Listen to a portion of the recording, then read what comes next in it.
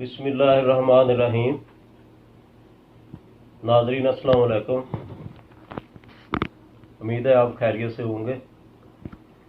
میں محمد ارشاد چودھری ایم آئی نیوز کی طرف سے ایک بار پھر آپ کی خدمت میں حاضر ہوں۔ ناظرین، آج سب سے اہم خبر بجٹ کے بارے میں ہے۔ آج وفاقی بجٹ قومی اسمبلی میں پیش کر دیا گیا۔ حکومتی سطح پر جو سب سے کامیابی بجٹ کی بتائی جا رہی ہے وہ یہ ہے کہ اس میں کوئی نیا ٹیکس نہیں لگایا گیا۔ ناظرین، یہ تو اچھی بات ہے، اگر ٹیکس فری بجٹ ہو تو وہ کسی بھی ملک کے لیے بہت اچھا ہوتا ہے، لیکن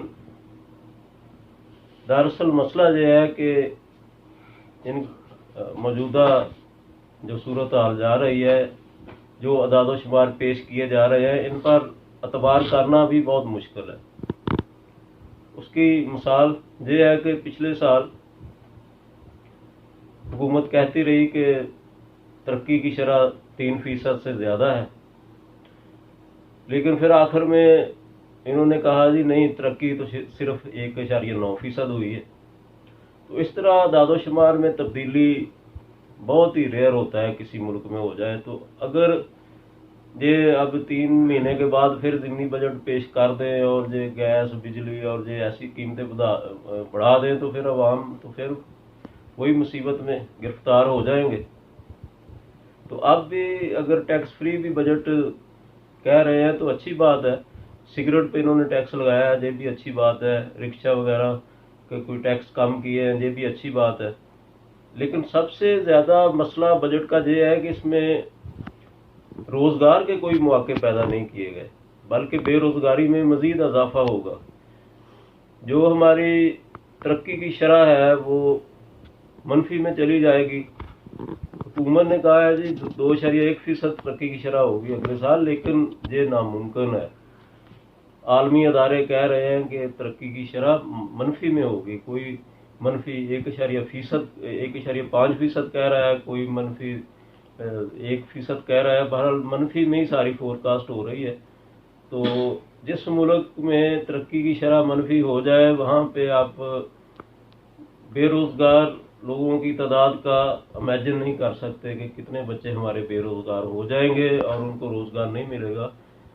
آج حماد اظہر صاحب مشیر خزانہ بجٹ پیش کر رہے تھے، تو اب یہ مسئلہ اس حکومت کا یہ ہے کہ یہ جو کام کرتی ہے وہ دوسروں کے کام بھی اپنے کھاتے میں ڈالنے کی کوشش کرتی ہے۔ وہ فرما رہے تھے جی ہم نے روزگار کے مواقع پیدا کیے بیرون ملک۔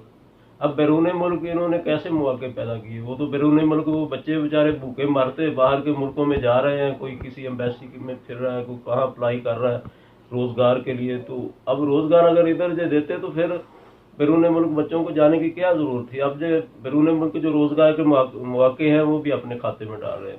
تو دوسرے وہ بار بار فرما رہے تھے جی یہ ہم نے اتنا سود ادا کیا پچھلی حکومتوں کا، اتنا سود ادا کیا پچھلی حکومتوں کا، یہ پچھلی حکومتوں نے یہ کر دیا۔ اب 2 سال ان کو ہو گئے ہیں، لیکن وہ پچھلی حکومت کے کارناموں کی جان نہیں چھوڑتے۔ اب جو آدمی طالب علم ذہین ہوتا ہے وہ کوئی ایکسکیوز نہیں کرتا۔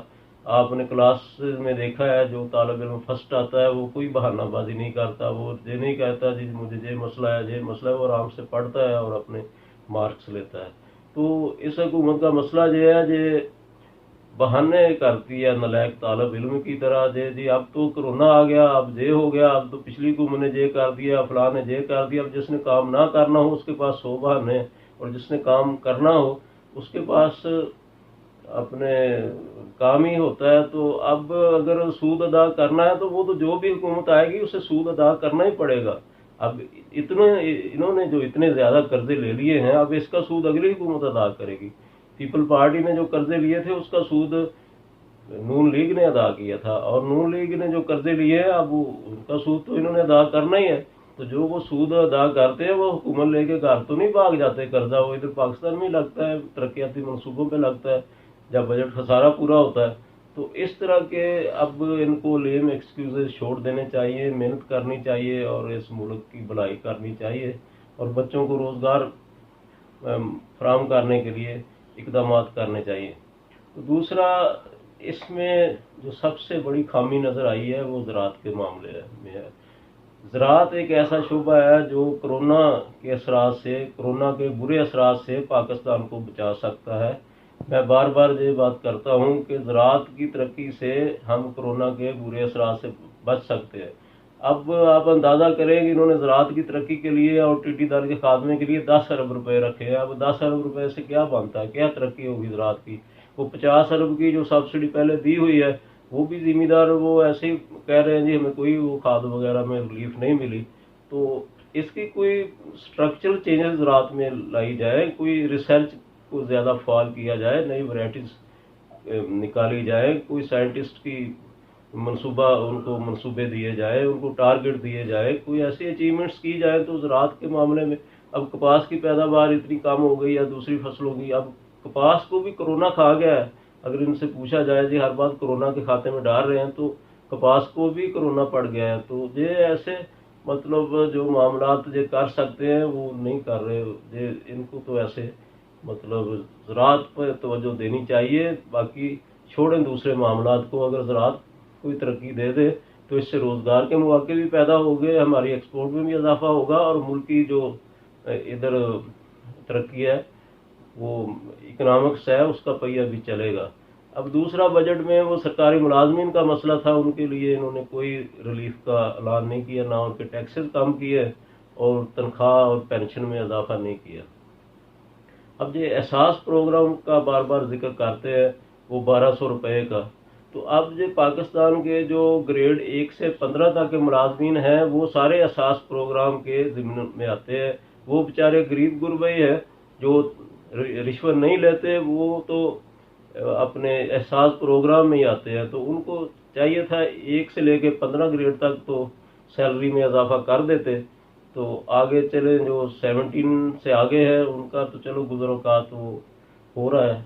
پھر تنخواہوں میں ڈفرینس بہت زیادہ ہے، جو پہلا سکیل ہے، جو دوسرے سکیل ہے 10 سکیل تک، اور جو آگے 17 سکیل سے لے کے پھر 22 سکیل تک وہ سیلری بہت زیادہ ہے۔ اگر وہ یا تو اسٹرکچر چینجز کر کے وہ ان میں وہ فرق کو کم کرے یا وہ کوئی اس میں چینجز لائے، تو ایسی کوئی چینجز کسی طرف بھی نظر نہیں آ رہی۔ تو اب جو چھوٹے ملازم ہیں ان کا تو گزر کار نہیں ہوتا، جو بیچارے رشوت نہیں لیتے۔ اب اس سے بدعنوانی کی حوصلہ افزائی کرنے والی بات ہے، اگر ان کو بھی بھوکا مارا جائے چھوٹے ملازمین کو، ان کو تو مراحت دینی چاہیے تاکہ وہ رشوت وغیرہ سے دور رہے۔ تو اب تنخواہوں کا نہ بڑھنا بھی ایک بہت بڑا مسئلہ ہے۔ اب تنخواہیں جب بڑھتی ہیں تو اکانومی ترقی کرتی ہے۔ سرکاری ملازم اپنی جیب میں پیسے نہیں رکھتے، سرکاری ملازم پیسے خرچ کرتے ہیں، اس سے صنعت بھی ترقی کرتی ہے، لوگوں کے کاروبار بڑھتے ہیں، یہ شو فیکٹری چلتی ہے، کپڑے کے کارخانے چلتے ہیں، وہ سپینڈنگ کرتے ہیں سرکاری ملازم، ان کی تنخواہ بڑھے گی تو ملک کی معیشت ترقی کرے گی۔ تو تنخواہوں کو فریز لگا دینا بھی اب اکانومی مزید سکڑنا شروع ہوگی اس سے۔ اب ایک اور قابل توجہ مسئلہ ہے، ہمارے وزیر اعظم صاحب نے تو بہت اچھی آفر کی تھی انڈیا کو، لیکن انڈیا نے حسب معمول نہایت ڈٹائی کے ساتھ اس کا جواب دیا ہے۔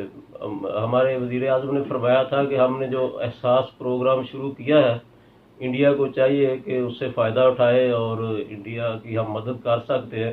احساس پروگرام سے ہم نے کافی اپنے غریبوں کی مدد کی ہے، 12,000 روپے منتھلی ان کو پے کر کے۔ تو اس کا جواب وہ انڈیا نے یہ دیا ہے، انہوں نے کہا ہے جی یہ پاکستان کا جو قرضے ہیں وہ تو ان کے جی ڈی پی کے 90% ہے، تو پاکستان کو چاہیے اپنے قرضوں پہ توجہ دے۔ دوسرا، جتنی ان کی جی ڈی پی کا ٹوٹل حجم ہے اتنی تو ہم نے ریلیف اپنے لوگوں کو دے دی ہے، تجھے ہمیں اپنے احساس پروگرام کیا بتا رہے ہیں؟ تجھے بہت افسوسناک ہے۔ انڈیا سے تو ہمیں ایسی توقع ہی رکھنی چاہیے تھی۔ تو وزیر اعظم صاحب کو چاہیے کہ وہ اس طرح کے آفرز فری میں نہ کریں دوسرے ملکوں کو، ہمیں کوئی فائدہ نہیں ہے ان کو آفر کرنے کا۔ احساس پروگرام کی کامیابی ہے تو وہ پاکستان کے عوام کے لیے ہے. ابھی انڈیا کو ہم نے اس کی کامیابی کے بارے میں کیا آگاہ کرنا ہے. تو ناظرین اب مختصر تو امپارٹنٹ نیوز میں نے آپ کو بتا دی ہے. امید ہے آپ کو آج کا یہ ہماری جو ویڈیو ہے وہ پسند آئی ہوگی. اگر پسند آئے تو اس کو آپ شیئر ضرور کریں اور لائک بھی کیا کریں اور ہمارا چینل بھی آپ سبسکرائب کریں. میں آپ کا شکریہ ادا کرتا ہوں کہ آپ ہمارے چینل میں دلچسپی لے رہے ہیں. آپ کا بہت بہت شکریہ. آئندہ ویڈیو تک اللہ حافظ.